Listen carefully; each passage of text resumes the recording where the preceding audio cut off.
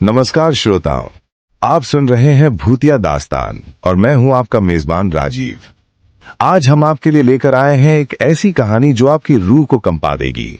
हम बात करेंगे एक ऐसी कब्र की जिसमें छुपा है एक दर्दनाक राज। और मैं हूँ नेहा। आज की इस कहानी में हम जानेंगे कैसे एक मासूम बच्चे की जिज्ञासा उसे एक ऐसे भयानक अनुभव की ओर ले जाती है जिससे उसका जीवन ही बदल जाता है। एक ऐसी कब्र से जिससे उठती थी अजीब इत्र की महक, और एक आत्मा जो अपने अधूरे काम को पूरा करने के लिए बेचैन थी। ये कहानी है जय नामक एक स्कूली बच्चे की, जिसकी रोजमर्रा की जिंदगी में आई एक अजीब मोड़। जब वो स्कूल जाने के लिए रोज बस से गुजरता तो उसकी नजर हमेशा जंगल के किनारे एक पेड़ के नीचे बनी एक अकेली कब्र पर पड़ती थी। जय हमेशा सोचता था कि आखिर वो कब्र किसकी है, जंगल के बीचों बीच अकेली वीरान जगह पर। उसकी बाल सुलभ जिज्ञासा दिन ब दिन बढ़ती गई और फिर एक दिन उसने फैसला किया कि क्यों ना वो उस कब्र के पास जाकर देखे। सोचा और किया। एक शाम को जब वो स्कूल से वापस आ रहा था, उसने अपनी साइकिल एक तरफ रखी और धीरे धीरे कब्र की ओर बढ़ा। कब्र ज्यादा पुरानी नहीं थी, उसके आसपास सूखे पत्ते बिखरे हुए थे। जय ने कब्र पर लिखे नाम को पढ़ने की कोशिश की, लेकिन मटमैले होने के कारण वो पढ़ नहीं पाया। वो कब्र के पास बैठ गया और कुछ देर बस उसे देखता रहा। उसकी आंखों में सवाल थे, उत्सुकता थी। और फिर जैसे ही वो वहां से उठकर जाने लगा, उसने एक अजीब बात महसूस की।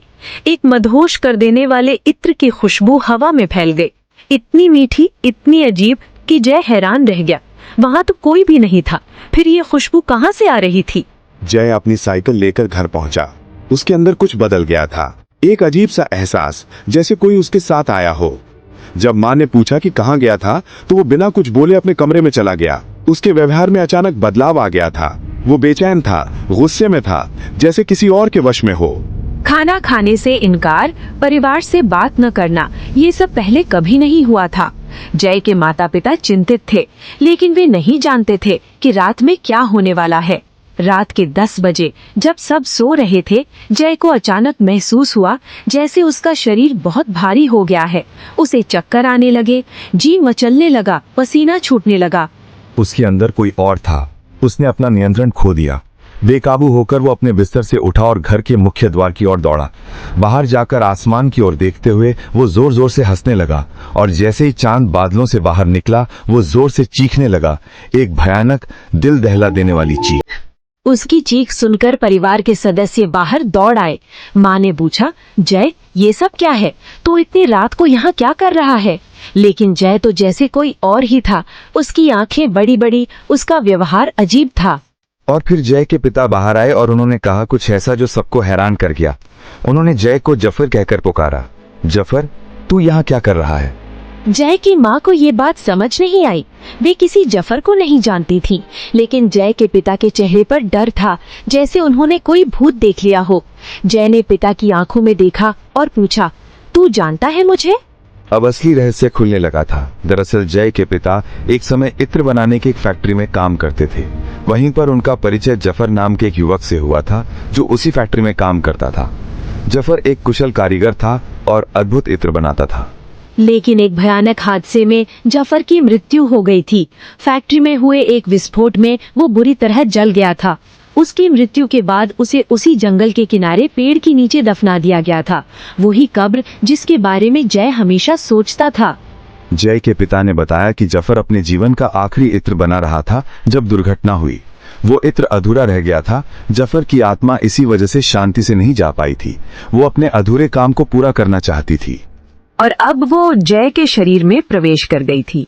उस कब्र पर जाने से, उस इत्र की खुशबू सूंघने से जय अनजाने में ही जफर की आत्मा का माध्यम बन गया था। जफर की आत्मा जय के शरीर का उपयोग करके अपना अधूरा इत्र बनाना चाहती थी। जय के पिता ने जल्दी से एक ओझा को बुलाया। वो जानते थे कि जफर की आत्मा को शांति देने का एक ही तरीका है, उसके अधूरे इत्र को पूरा करना होगा। उन्होंने ओझा की मदद से जफर के बनाए अधूरे इत्र को तैयार किया और उसकी कब्र पर उसे समर्पित किया। जैसे ही ये क्रिया पूरी हुई, जय के शरीर से जफर की आत्मा निकल गई। जय को होश आया तो वो बिल्कुल सामान्य था, लेकिन उसे कुछ भी याद नहीं था कि उसके साथ क्या हुआ था। इसके बाद से कभी भी उस कब्र से इत्र की वो अजीब खुशबू नहीं आई। जफर की आत्मा को शांति मिल गई थी, लेकिन जय के परिवार ने अब वो रास्ता छोड़ दिया। जय अब कभी भी उस कब्र के पास नहीं गया। इस कहानी से हमें ये सीख मिलती है कि कभी कभी हमारी सामान्य जिज्ञासा हमें ऐसे रास्ते पर ले जाती है जहां अनजाने रहस्य छिपे होते हैं। कब्र, शमशान जैसी जगहों से दूर रहना ही बेहतर होता है, क्योंकि कभी कभी वहां अधूरे काम वाली आत्माएं भटकती रहती हैं। प्रिय श्रोताओं, आशा है आपको ये कहानी पसंद आई होगी। याद रखिए, हर अनजान जगह, हर अनोखी खुशबू के पीछे कोई कहानी हो सकती है, कभी कभी डरावनी, कभी कभी रहस्यमयी। अगली कहानी के साथ हम फिर मिलेंगे भूतिया दास्तान में। तब तक के लिए सावधान रहिए और सुरक्षित रहिए। धन्यवाद हमारा साथ देने के लिए। हमें कमेंट में बताइए कि आपको ये कहानी कैसी लगी। और हाँ, भूलिएगा मत अगली कहानी के लिए हमारे पॉडकास्ट को सब्सक्राइब करना। अलविदा।